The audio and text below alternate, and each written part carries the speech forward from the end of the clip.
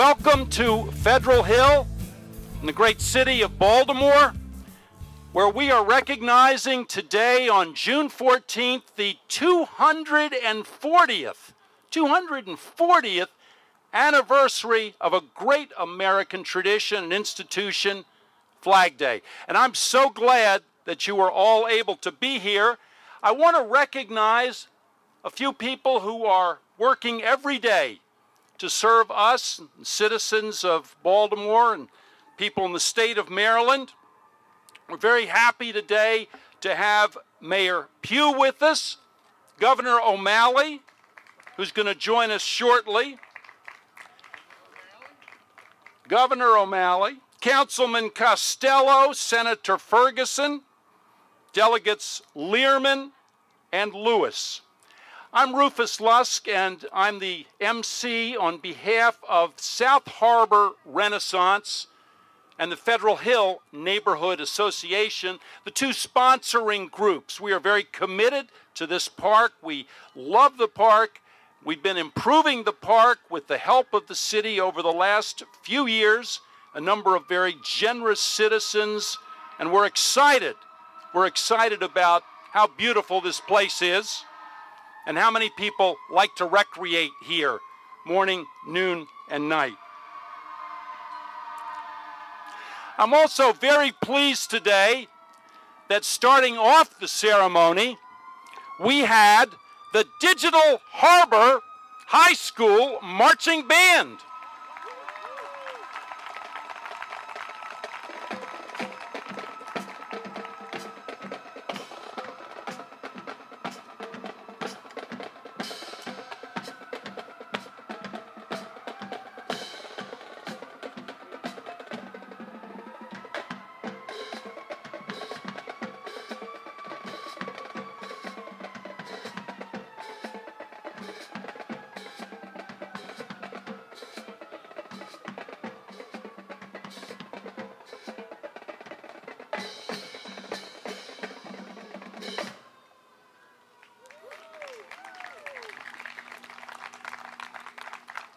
I'd like to thank the band and their leader, Dennis Lee. This is their first year in existence. I think they're doing pretty darn good.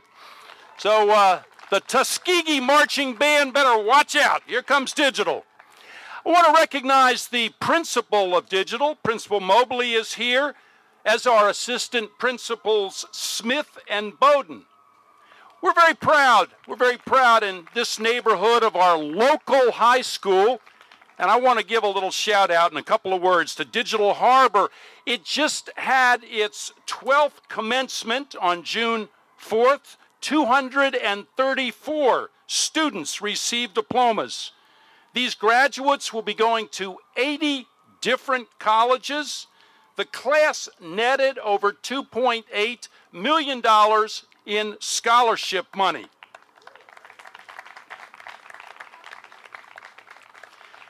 Now, if you don't live in Federal Hill, you might not realize how very diverse Digital Harbor High School is. The 2017 valedictorian was an African-American young lady from Baltimore, while the salutatorian was a Caucasian young lady from South Baltimore. The best all-around male graduate was from El Salvador, and the best all-around females were from the Democratic Republic of Congo and Guinea. We wish all these graduates great success in the years ahead. At Digital Harbor High School, native-born Americans learn and play side by side with immigrants and refugees, and all live under one American flag, which symbolizes freedom, justice, opportunity, and sacrifice.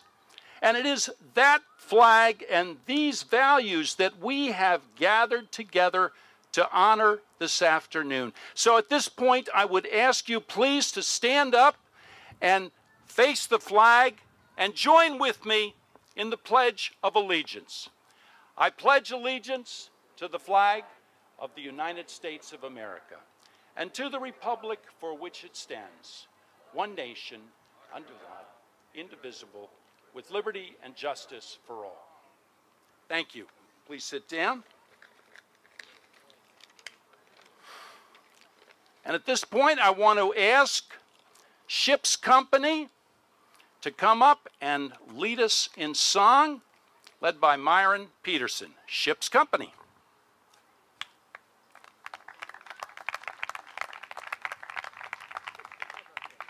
Hello, my name is Stephen, and my partner here, Dallas. We're part of the Ship's Company, and we are the Shantymen. Today we're going to do a little rendition of the Star-Spangled Banner. It's intended to sound like it did when people first heard it here in Baltimore, when they were celebrating, or that is to say, recovering from the strife of the battle. Now, we will finish 2 verses in the time it normally takes to do 1 at the ballpark. We'd like to invite you to sing along with us on the refrain, which is not like you do it today, but you will figure that out really fast.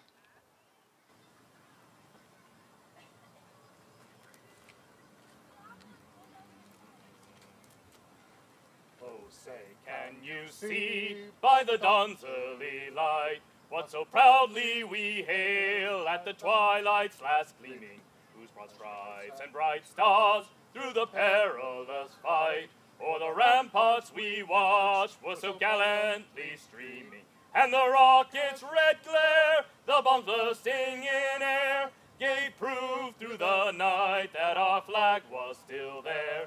Oh, say does that star-spangled banner yet wave o'er the land of the free and the home of the brave? Oh, say does that star-spangled banner yet wave o'er the land of the free and the home of the brave? Oh, thus be it e'er when freemen shall stand between their loved homes and the war's desolation. Blessed with victory and peace, may the heaven-rescued land praise the power that hath made and preserved us a nation. Then conquer we must when our cause it is just, and this be our motto, in God is our trust. And the Star-Spangled Banner in triumph shall wave o'er the land of the free and the home of the brave. And the Star-Spangled Banner in triumph shall wave o'er the land of the free and the home of the brave.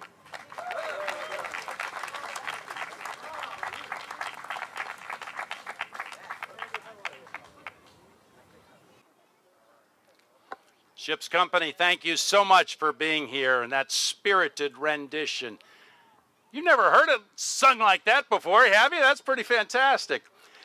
Governor O'Malley's just walked in. That's perfect timing. The governor, I know, has been a tremendous supporter of the park here, and he's been a tremendous supporter of the War of 1812 commemorations in Maryland. The little lapel button that I have, the lapel flag, was given to me a few years ago by the governor, and I'm still wearing it. Thank you so much. Star-Spangled Banner flag. I don't know if you brought any more with you, Governor, so very much appreciate that.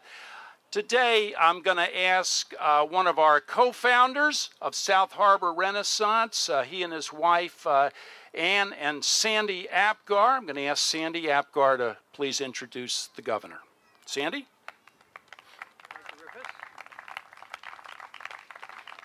Thank you, Rufus. Welcome to you all. The distinguished American historian David McCullough observed that history, like music and poetry and art, is a wonderful way to enlarge the experience of being alive.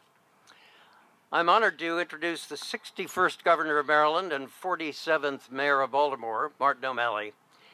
With his deep sense of public purpose, spirited enthusiasm, and executive skills, Governor O'Malley personifies McCullough's experience of being alive.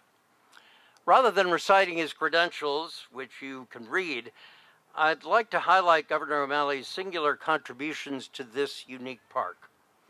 In 3 words, money, encouragement, and credibility.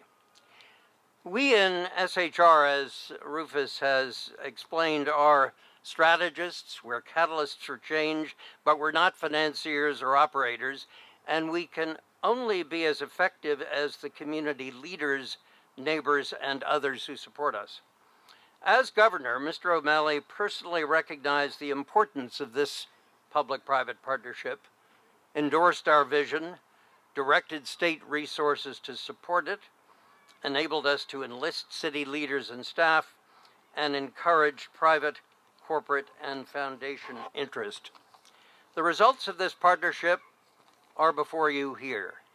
The elegant granite plaza around the flagstaff for ceremonies like today's, the historic themed playground with its icons of the city's and state's history, restoration of monuments to War of 1812 heroes Samuel Smith and George Armistead, the classically designed benches, trash cans, fence gates, and other basics, and importantly, the engagement of the Waterfront Partnership, which is doing such a superb job of beautifying and maintaining the park. The final element of our playground vision is a B&O railroad designed for toddlers. The track for this is already embedded in tiles on the south side of the playground, and we now need to install the little engine that could. Mr. O'Malley and Madam Mayor, we hope that you'll help us to complete this final phase of the playground, and that all of you, residents, visitors, stakeholders, will contribute. Ladies and gentlemen, Martin O'Malley.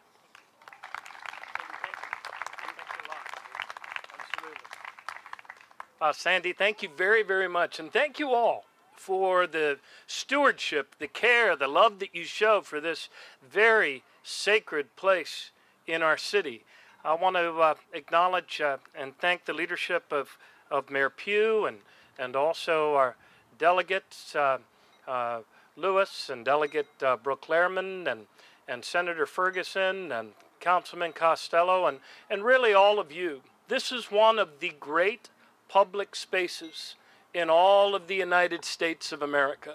It was on this federal hill that Joshua Barney led a torchlight procession up to this hill to make Maryland the 7th state to ratify the Constitution of the 13. They didn't know which state would put it over, but it was our state, that center state, that middle state, around which other states oftentimes rally in times of great adversity.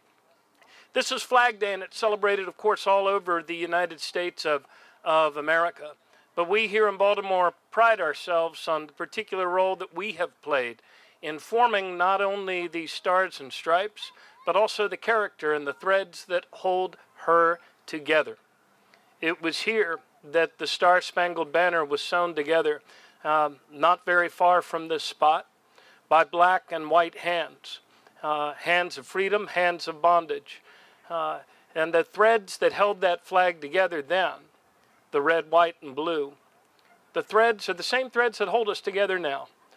Even in times of great division, tremendous anguish and grief over the events that we saw unfold today just down the road in Washington, D.C. And yet the thread of human dignity is stronger than anything that can divide us as a people. We have to remember that, especially on this Flag Day, that the truth, the abiding truth that remains is that we are one nation. Under God, we are indivisible. And as the great Frederick Douglass said, we are one. Our cause is one. And we must help each other if we are to succeed. Thank you.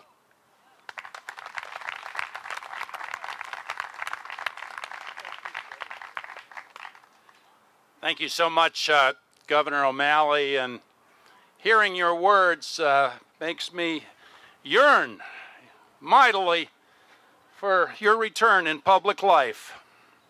We look forward to that. I'd like to introduce now the chair of South Harbor Renaissance, Dr. Walter Ettinger, to introduce our mayor.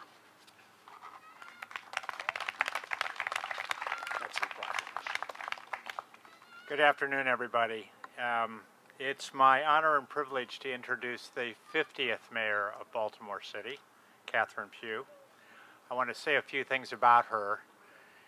She is not a Baltimore native. She was born just outside of Philadelphia and raised there, and came to Baltimore to go to school at Morgan State, where she received her bachelor's and master's degree. Our mayor is a Renaissance woman. She's been a business and is a businesswoman, newspaper editor, author, business school dean, television reporter, and talk show host, among other things. She has done a lot. She's also had a distinguished political career. She was a member of the Baltimore City Council, the House of Delegates, and most recently the Maryland Senate, where she was the majority leader. I've actually had the honor of seeing her work firsthand. She is a member of the board of the University of Maryland Medical System, where I work. And so I've gotten to know her and see what she's like over the past 4 years. Let me tell you what I've seen. She's fair-minded and very passionate. She's thoughtful and a good listener, and when she needs to be, she's tough and decisive. All good qualities for being the mayor of Baltimore. So it's with great pleasure I give you Madam Mayor Catherine Pugh.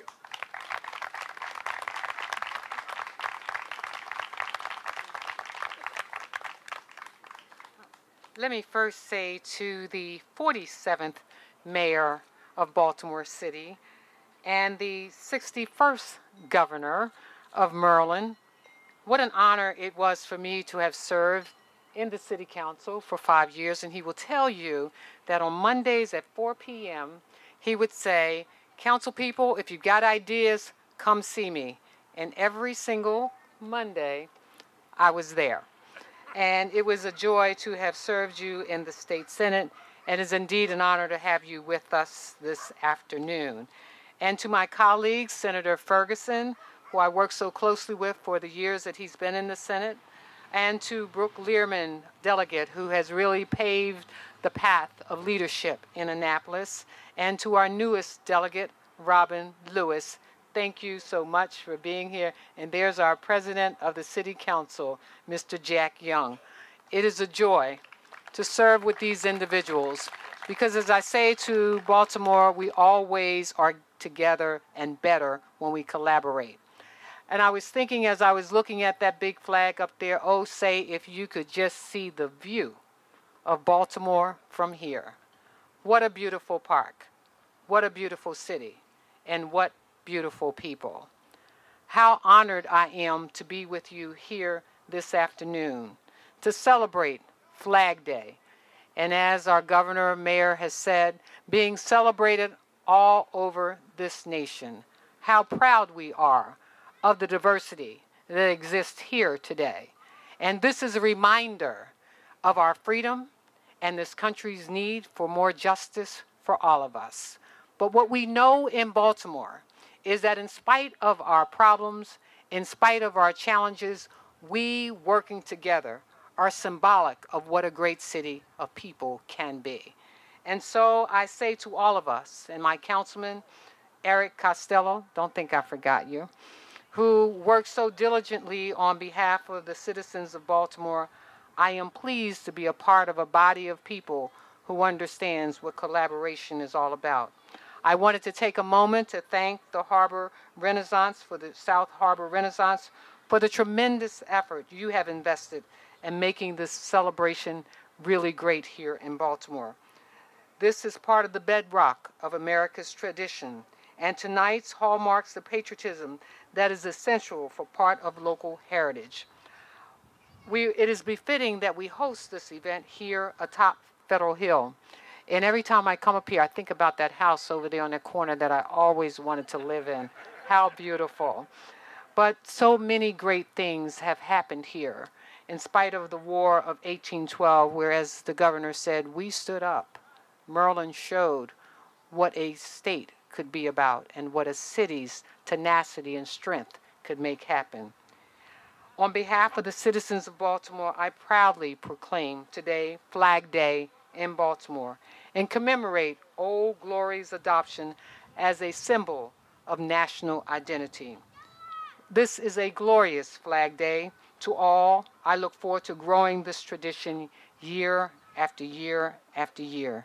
And again, Dr. Walter Ettinger, thank you for that introduction, but also thank you for being a friend and someone I've been able to work with for many a year.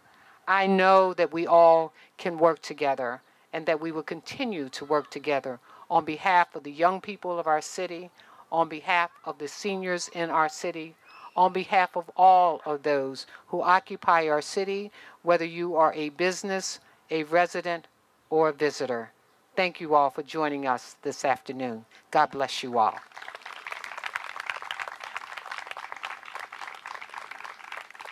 And so I also have one of those wonderful, I started to ask Martin if he would come up here and do this because he was always good at the whereas and the whereases.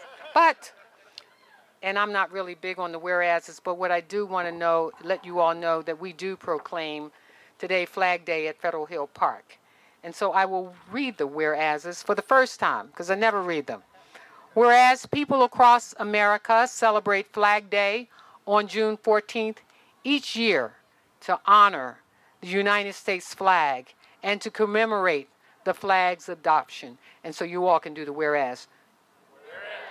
Our flag represents freedom and has been an enduring symbol of our country's ideals since its inception. It is a time to reflect on our loyalty to our nation, reaffirm our belief in liberty and justice, and to observe our nation's unity. And it is fitting that we celebrate Flag Day here on Federal Hill, home of a pivotal and victorious fort of defense during the War of 1812 and again during the Civil War. And in June of 1813, Major George Armistead took command of Fort McHenry and commissioned local flag maker Mary Pickeringgill to sew a flag so large that the British would have no difficulty seeing it from a distance. The original Star Spangled Banner. Today, the City of Baltimore joins with the South Harbor Renaissance and the Federal Hill Association in paying tribute to the ultimate symbol of America, our flag. Happy Flag Day. Therefore, I, Catherine E. Pugh, Mayor of the City of Baltimore, do hereby proclaim June 14th, 2017 as Flag Day at Federal Hill Park in Baltimore, and do urge all citizens to join in this patriotic celebration. God bless you all. This is for you. That's lovely. Thank you so much. Thank you so much. You want to give this to Dr. Ettinger? Dr. Ettinger, would you accept this? I will. I feel like the Bachelorette. Doctor, will you accept this? I do. Thank you. Thank you, Mayor. Thank you so much, Mayor. As I was listening to your beautiful words, I was looking over here and seeing a boat going across the harbor, and it made me think that, you know, they need on that boat, they need a good helmsperson. If they don't have a good helmsperson, that boat's going to be cracking into one of the taxis out there or something. It has a good helmsperson, and we have a good helmsperson here in Baltimore City with Mayor Pugh. Thank you so much for your leadership. I'd like to ask Ship's Company to come back and help us to hail Columbia.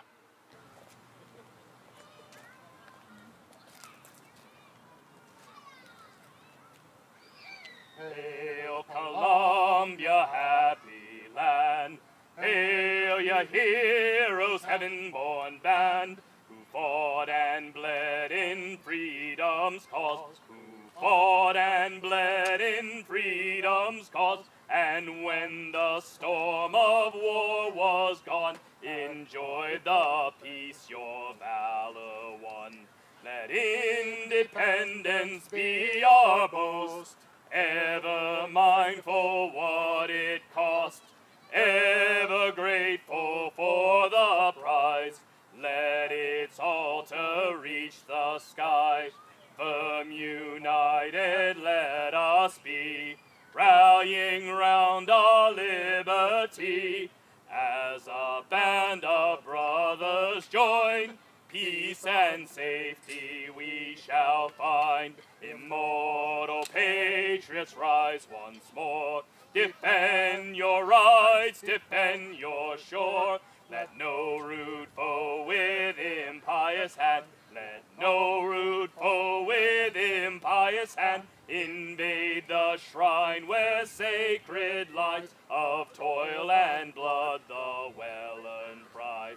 While offering peace sincere and just, in heaven we place a manly trust, that truth and justice will prevail, and every scheme of bondage fail. Firm united let us be, rallying round our liberty, as a band of brothers joined, peace and safety we shall find.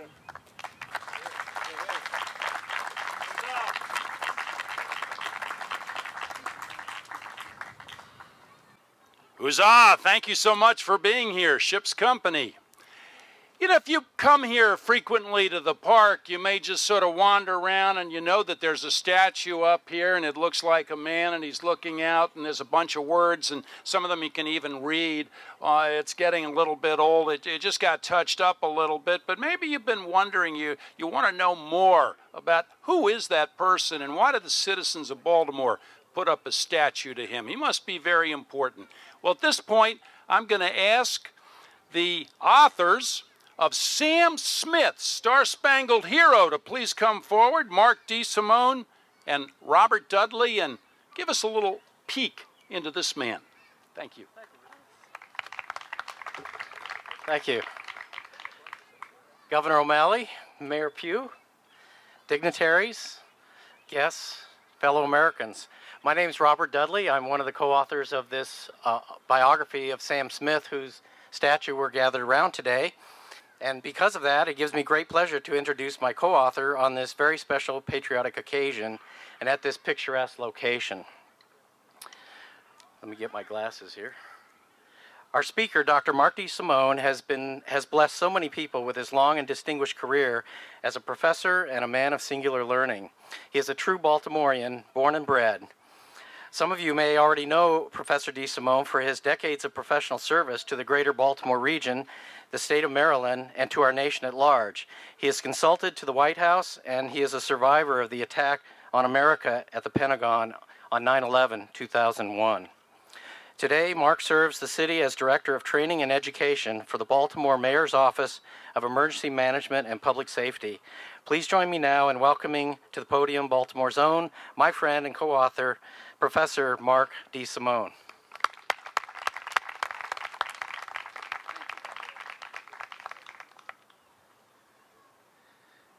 Thank you, Robert, for that wonderful introduction. It's an honor to be here with my co-author and to have been invited to this very special occasion about a very special flag and a very special individual, General Samuel Smith. On Flag Day, American citizens enjoy patriotic parades and celebrations honoring the Stars and Stripes, our beloved Star-Spangled Banner. But here in Baltimore, where history provides a special significance, these events are even more celebrated. For it is this historic city, which is known as the home of our national anthem, a song that pays such glowing tribute to our national flag and the events that took place here in Baltimore just over 200 years ago. Fittingly, on this Flag Day, we stand here on Federal Hill next to the statue of General Samuel Smith.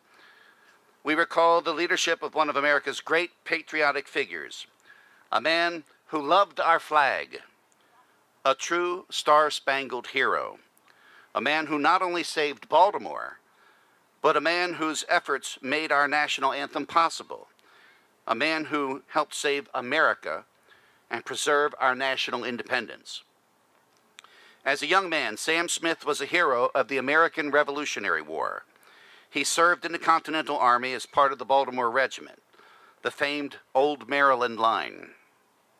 He was a trusted defender of General Washington's Continental Army.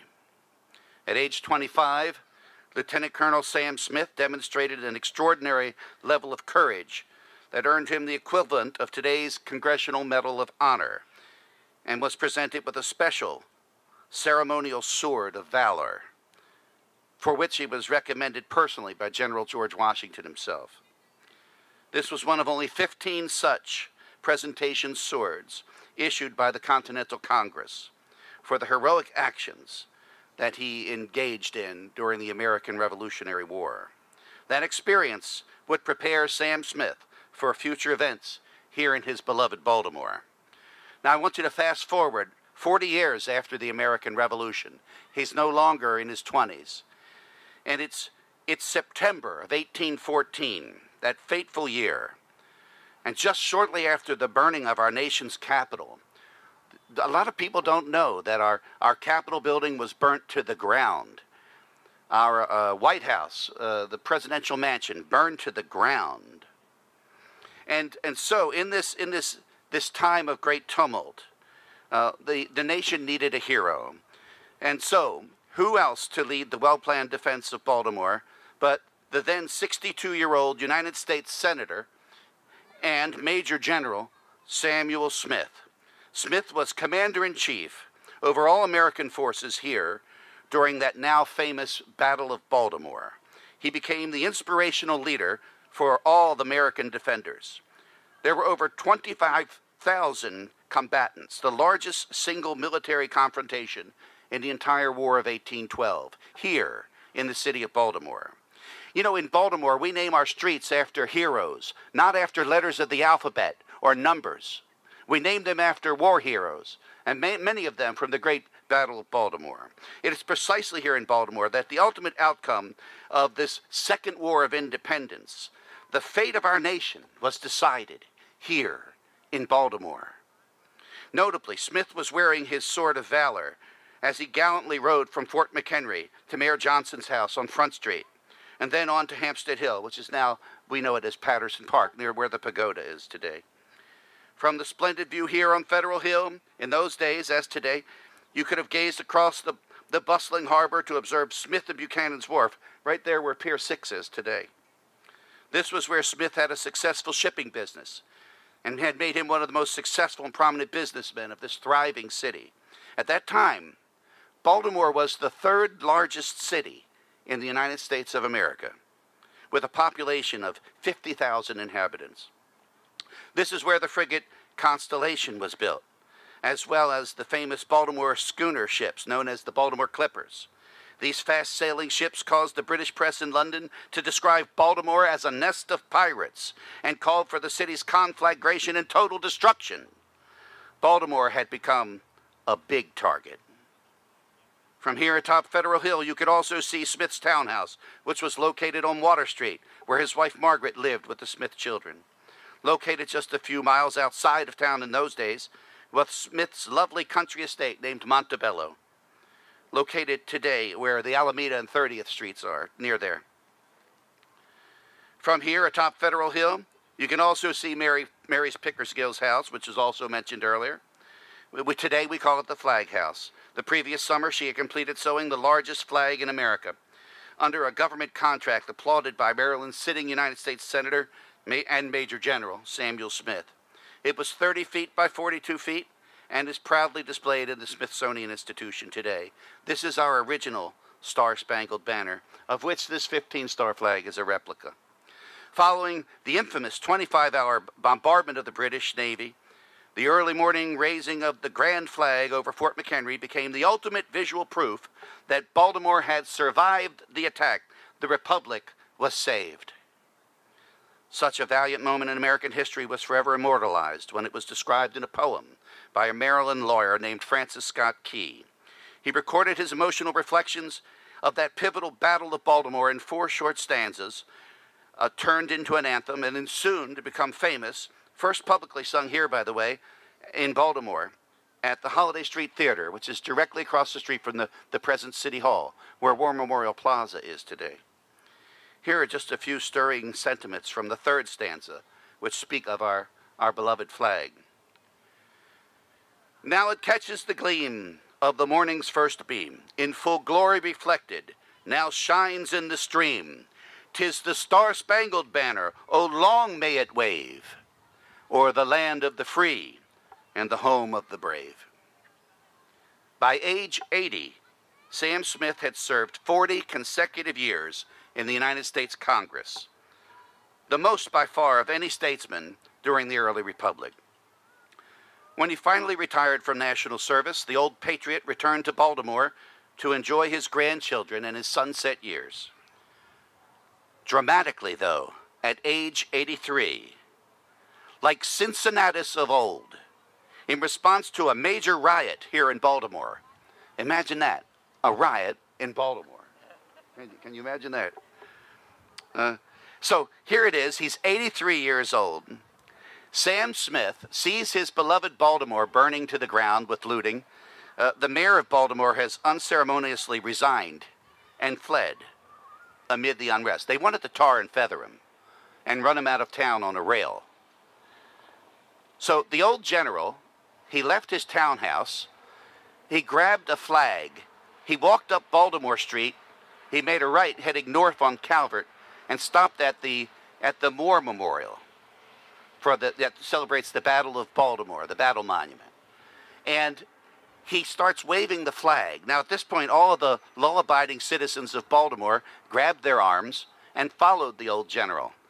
And what they ultimately did, he rallied support, and ultimately they quelled the anarchy and reestablished order.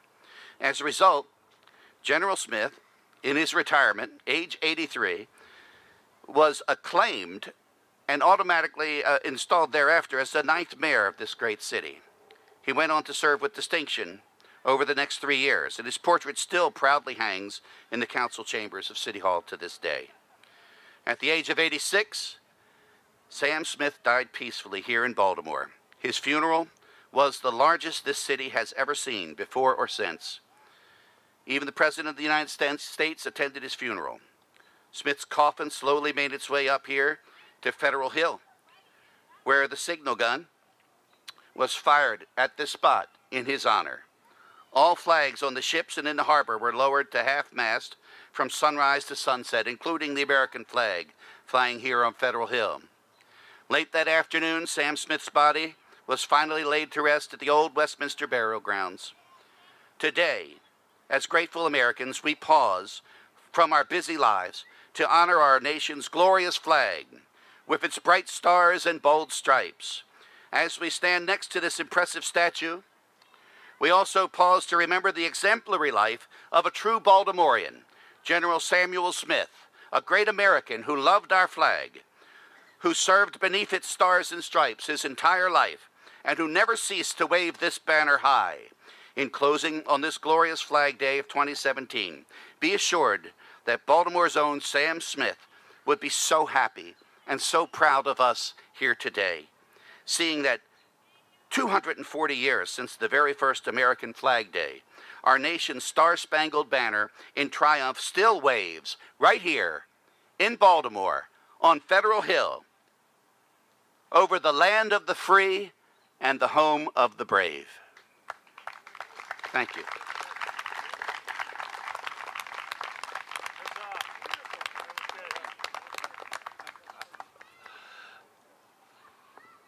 I'm never going to walk by this statue again without thinking of those words. Mark, thank you so much. You have brought history alive. You brought a great American, Samuel Smith, alive. I feel he's with us today.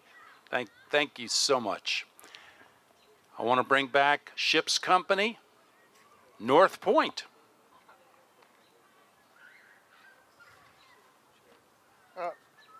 We are very honored to be here. Thank you for having us. And there's just one more song that perhaps General Smith may have heard right after the Battle of Baltimore, because it was one of those songs that kind of got forgotten after Francis Scott Key's song came out and went straight to #1. Believe me, though, this must have been pretty popular among a few, some of the troops that served under Smith. And Ship's Company today, we're representing the Navy personnel that served in that great effort. And you may not realize that North Point had its own song. for the War of 1812, and here it is.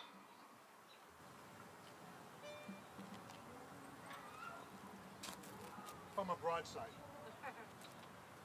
Now hasty youthful warriors fly to seek the invaded shore. How warms each heart, how fires each eye, as loud the cannons roar. They land the hostile legions, destruction marks their way. As we go to meet the foe, let victory crown the day. Remember the days that made us free, let victory crown the day. They fall, they fly, they seek the wave that wafts them from the shore.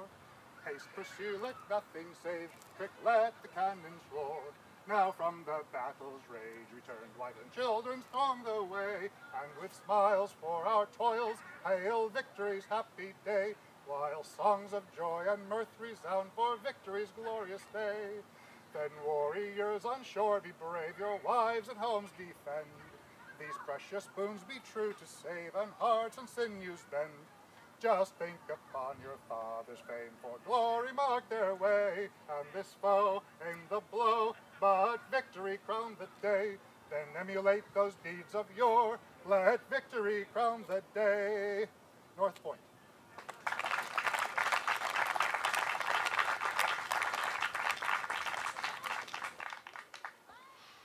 Thank you so much.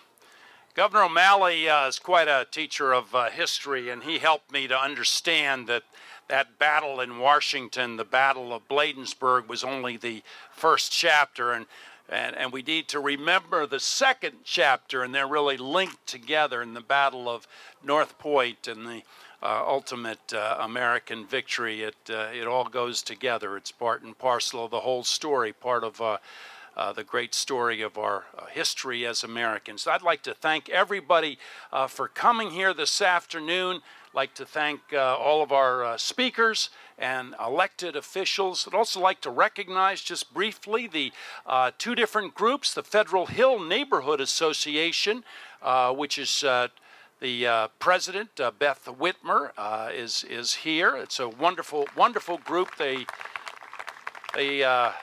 just do excellent work day in and day out. And our South Harbor Renaissance group, recognize some of those people, but just to name them, Sandy and Ann Apgar, Dr. Ettinger, Lana Skierball, Trevor Prophet, who just retired from the Navy.